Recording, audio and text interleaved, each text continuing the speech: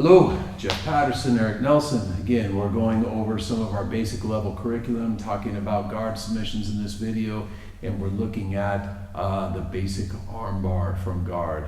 So, a lot of details on this one. So, when, again, we're controlling the guard, a lot of times for him, he's got his knees under my hips.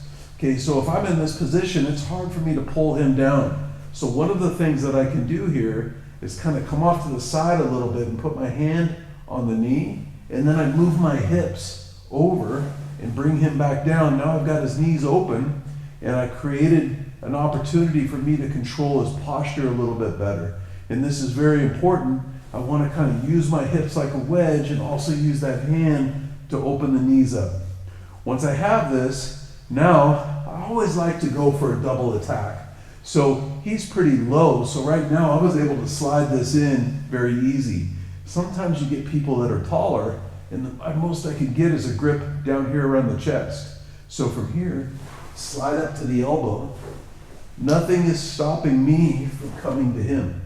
So now, even if he's pushing on my belly, I can still come up to that elbow while he's pushing here. Now I've got this good grip.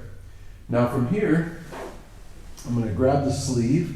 Sometimes I'll grab behind the elbow here. Once I have this, walk the legs up a little bit. Now notice how his head comes down.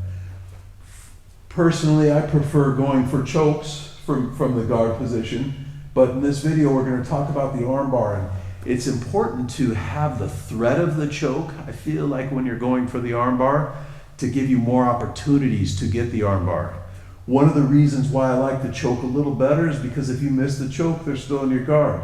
If you miss the armbar and you don't make it successful, a lot of times they're halfway out and passing. So when we set up the armbar, we're going to do everything we can to try to keep it as tight as possible so they don't have the option to get the pass. So as I break his posture and come down, I'm going to bring this foot and put it in the hip. This leg, I want to get it up as high in that armpit as I can. And this arm is kind of pulling the head down, so I'm controlling that. This hand is going to push across. And then from here, now I've got this arm pretty stuck. If I'm using this leg to squeeze behind the shoulder, and I've got his arm turned here and I'm pulling his neck down, even without this hand, try to pull the arm out, it's pretty tight. So from here, I'm going to take the hand in front of the face and push his head away a little bit. Kick the leg over. Make the legs parallel, squeeze the heels down, grab the meat of the thumb. I can keep this hand on the neck, or I can bring it down, and then slowly lift the hips to make him tap. Again, he has the knees in maybe.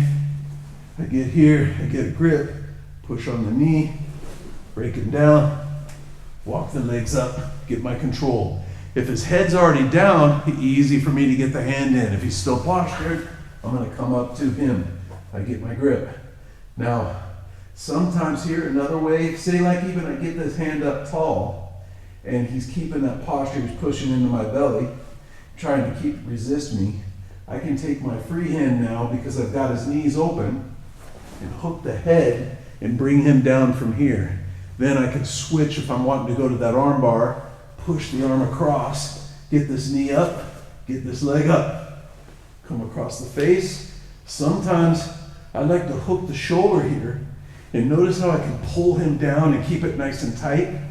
Leg over the head, switch to the grip, up and in. All right, let's look at that from a little bit different angle. It's got the knees in, break him down, push it down, and then come up, pull him down. Once I've got this, walk the legs up, push the arm across, get it down in that pocket nice and tight. Hand in, I'm using the inside of the thigh, help to block the back of the shoulder so he can't pull the arm out. Angle the body, this leg hikes up nice and tight and bite down across the shoulder.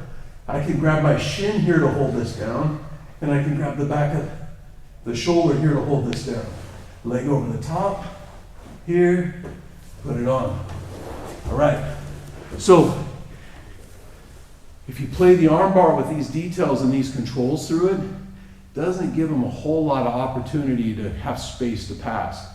It still will sometimes. It depends on the level of person you're playing with. But if you just try to throw the leg over like a lot of people do, you're given so much opportunity. If the guy's got a good shoulder stack pass or got a good elbow escape pass, you're going to lose the position and you're fighting to recover guard. So pay attention to the details, try to work this, and if you have any questions, let us know when you're in here at the Academy. Thanks for watching, and we'll talk to you soon.